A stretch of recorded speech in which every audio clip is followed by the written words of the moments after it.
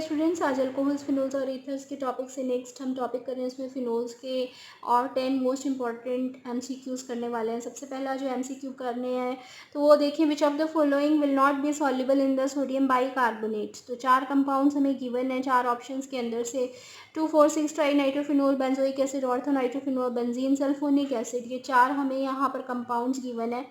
Ortho nitrophenol जो होता है स्टूडेंट्स वो लेस एसिडिक होता है कार्बोनिक एसिड से, ठीक है। तो इस वजह से ये Na2CO3 जो हमारा सोडियम बाइकार्बोनेट सॉल्यूशन है, Na2CO3 सॉल्यूशन, इसके अंदर डिज़ोल्व नहीं करेगा, ठीक है। तो option A will be the correct option for question number 1। Second, यहाँ पर हमें क्वेश्चन गिवन है स्टूडेंट्स, उसके अंदर हमें यहाँ पर एक कंपाउंड दिया हुआ है और इस कंपाउंड के हमारे पास में 4 ऑप्शंस गिवन हैं। अब ये जो कंपाउंड है, इस कंपाउंड के अंदर बोला है कि 2 मोल्स ऑफ NaNH2 के साथ में रिएक्शन हो रही है और इसमें ये जो 4 कंपाउंड्स हैं ABCD, ये 4 कंपाउंड्स यहाँ पर हमें डिफरेंट 4 ऑप्शंस में दिए हुए हैं। तो आपको यहाँ पर ये बताना है कि इसमें से सही जो होगा वो कौन सा होगा।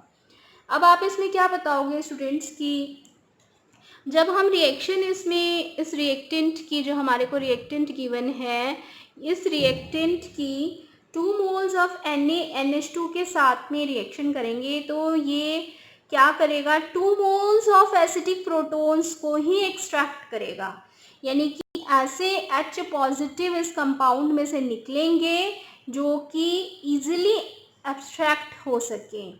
अब इसमें आपको यहाँ पर यही देखना है कि कौन सा H पॉजिटिव ईजिली एब्स्ट्रैक्ट हो सकता है और 2 मोल्स के साथ में 2 H पॉजिटिव कहाँ से जाएंगे, ठीक है। तो हमें इसके अंदर क्या बताना है स्टूडेंट्स कि अगर हम एसिडिक स्ट्रेंथ का ऑर्डर देखें तो वो किस ऑर्डर में चलता है।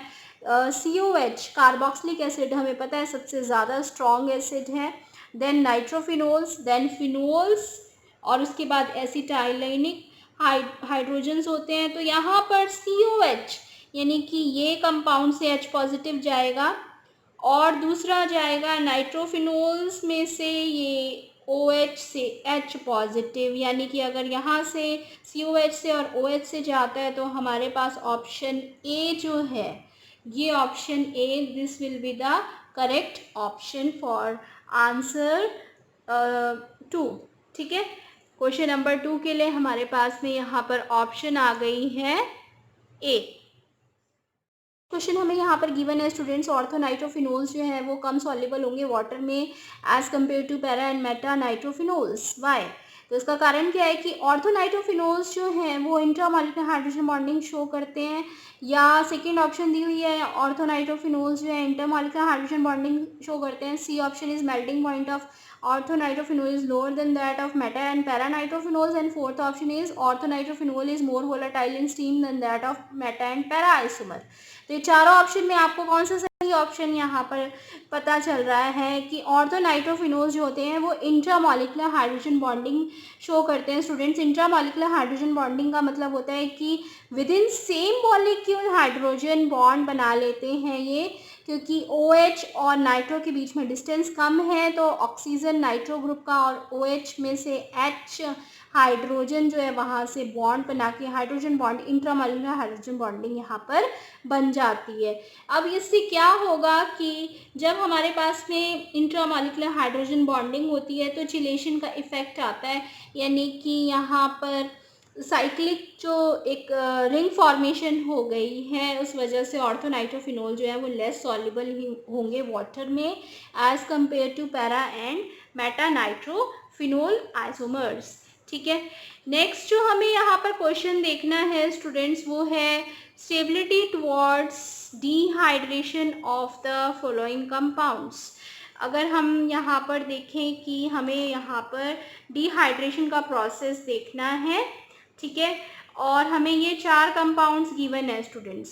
तो आप यहाँ पर क्या देख रहे हो कि चारों में डिहाइड्रेशन का ऑर्डर जो है वो 4 ऑप्शन में से क्या होगा, ठीक है। इस क्वेश्चन को अब आप यहाँ पर कैसे करोगे। पहला कंपाउंड हमें क्या गिवन है स्टूडेंट्स, फिनोल गिवन है, ठीक है।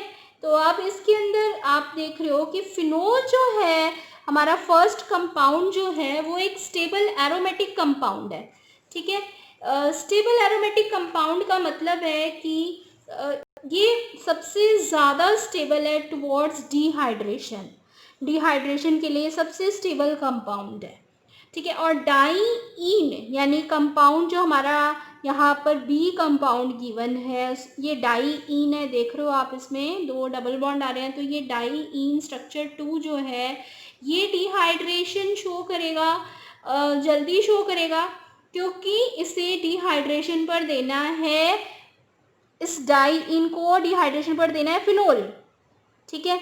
जब हम यहाँ से H पॉजिटिव निकालेंगे तो जो यहाँ पर बॉन्ड आएगा वो मूव करेगा रिंग के ऊपर, तो डबल बॉन्ड जो है यहाँ पर आएगा, फिनोल जो है एट लास्ट ये देगा। अगर हम यहाँ से H पॉजिटिव को रिमूव करते हैं तो ये जो है डिहाइड्रेशन शो करेगा और इसकी अच्छी कैपेसिटी है डिहाइड्रेशन शो करने की। थर्ड स्ट्रक्चर अगर हम देखें स्टूडेंट्स, तो स्ट्रक्चर थर्ड जो हमें यहाँ पर एल्कीन गिवन है, ये भी डिहाइड्रेशन शो करेगा लेकिन थोड़ा कम शो करेगा इसके कंपैरिजन में, डाईईन के कंपैरिजन में एल्कीन थोड़ा कम स्पीड से डिहाइड्रेशन शो करेगा। और ये जो है यहाँ पर अगर हम H पॉजिटिव निकालें तो ये बॉन्ड जो है डबल बॉन्ड बनाएगा और फर्दर ये रिंग पर इस पर आएगा, साइक्लिक हमारी जो रिंग है, और डबल बॉन्ड आने से ये डाईईन में कन्वर्ट होगा, ठीक है। तो इसका मतलब है कि यहाँ पर डिहाइड्रेशन की जो स्पीड है वो इस कंपाउंड के बी कंपाउंड के कंपैरिजन में कम होगी।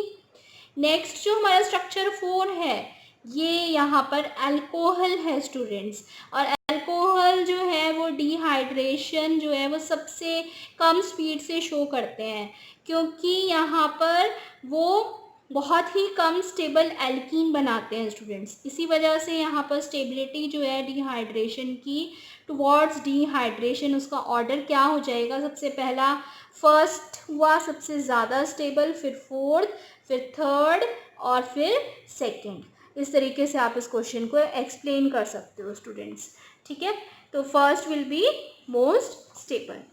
नेक्स्ट जो हम यहाँ क्वेश्चन देख रहे हैं स्टूडेंट्स, इस क्वेश्चन के अंदर हमें क्या पूछा हुआ है कि which one is most reactive towards electrophilic reagent. Electrophilic reagent के लिए यहाँ पर अगर हम रिएक्ट करें सबसे ज़्यादा मोस्ट रिएक्टिव जो है वो कौन सा होगा कंपाउंड। तो इसमें आप एक बात याद रखें कि अगर हमें यहाँ पर 4 कंपाउंड्स दिए हुए हैं, चारों कंपाउंड्स के अंदर हम ये देखेंगे कि इलेक्ट्रॉन डोनेटिंग ग्रुप जो है वो कौन सा है, ठीक है। तो इलेक्ट्रॉन डोनेटिंग ग्रुप जो है वो हमें तो यहाँ पर इलेक्ट्रॉन डोनेटिंग ग्रुप्स नज़र आ रहे हैं, तो अब हम इन्हें अरेंज करेंगे स्टूडेंट्स, ठीक है।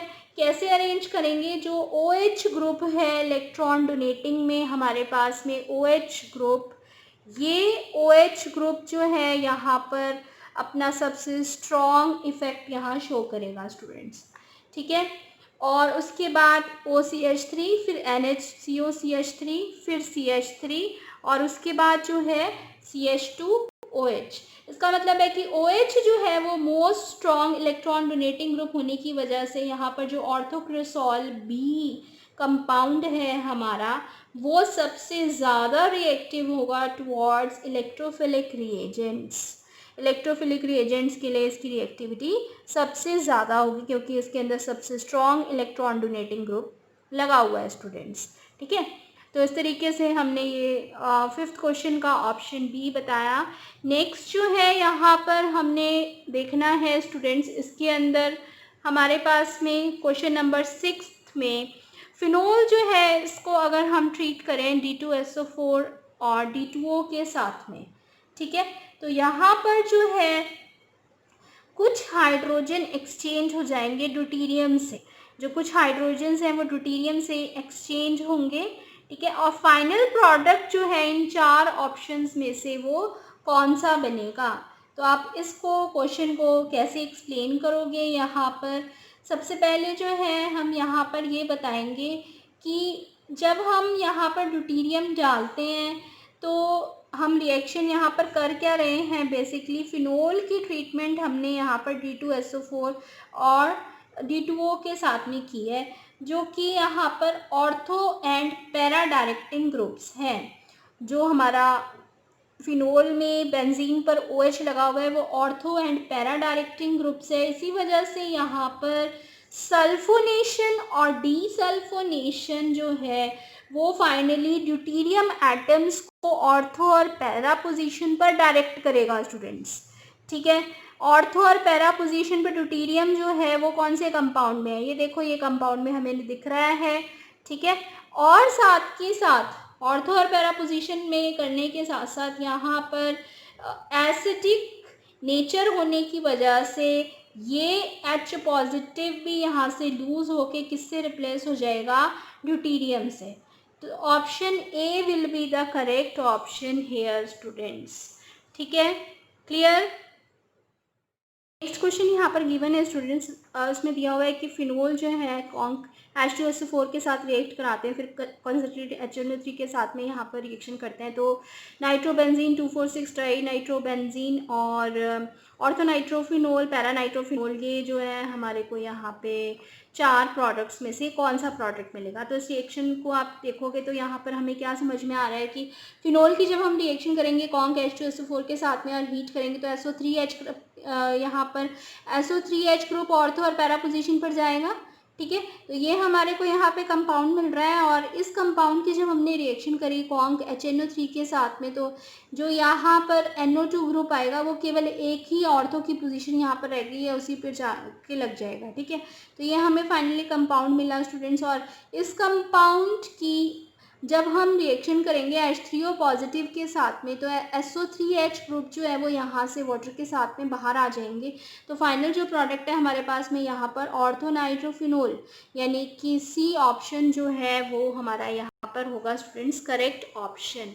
नेक्स्ट जो हमें यहाँ पर क्वेश्चन दिया हुआ है स्टूडेंट्स, वो क्वेश्चन क्या है कि मेजर प्रोडक्ट जो है अगर हम रिएक्शन करते हैं फिनोल की with NaOH and carbon dioxide तो क्या मिलेगा। 4 ऑप्शंस क्या हैं आपके पास यहाँ पर, सैलिसिल्डिहाइड, सैलिसिलिक एसिड, थैलिक एसिड और बेंजोइक एसिड।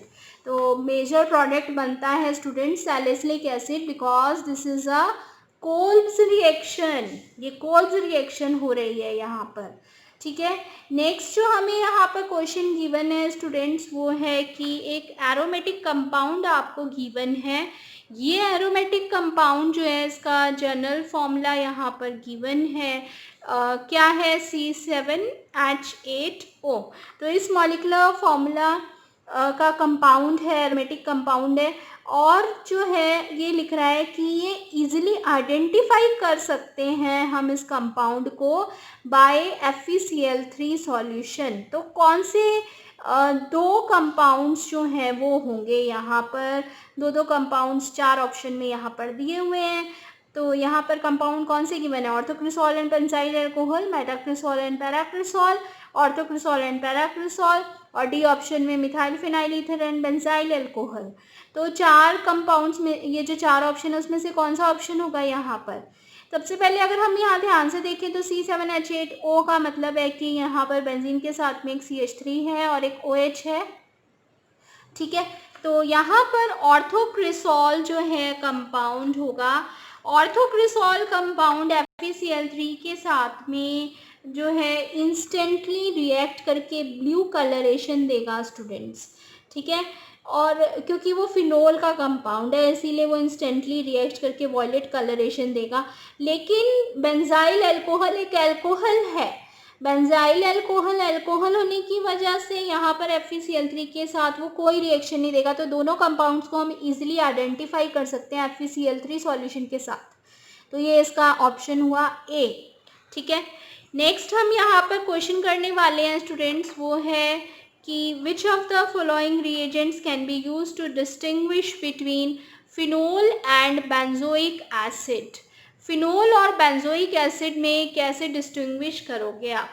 ठीक है, तो इस क्वेश्चन को हम यहाँ पर कैसे करेंगे, हमारे को क्या 4 कंपाउंड्स यहाँ पर गिवन है स्टूडेंट्स, न्यूट्रल FeCl3 सॉल्यूशन, ठीक है, एक्वस NaOH, टॉलरेंस रिएजेंट और मॉलिश रिएजेंट।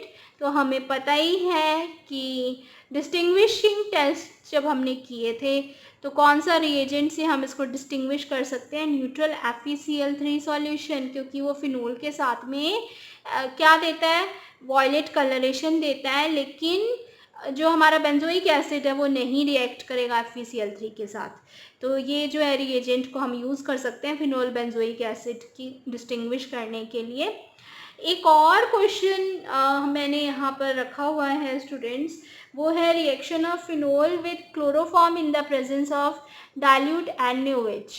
ठीक है, तो यहाँ पर जो है फिनोल की रिएक्शन अगर हम क्लोरोफॉर्म के साथ में करें in the presence of dilute NaOH, तो यहाँ पर फाइनली कौन सा चारों में से ग्रुप इंट्रोड्यूस होगा, COH, CHCl2, CHO, CH2Cl। ये क्वेश्चन मैं आप लोगों को दे रही हूँ कि आप इसको कमेंट बॉक्स में इसका आंसर जो है वो लिखकर भेजें कि इसमें कौन सा ग्रुप यहाँ पर इंट्रोड्यूस होगा स्टूडेंट्स।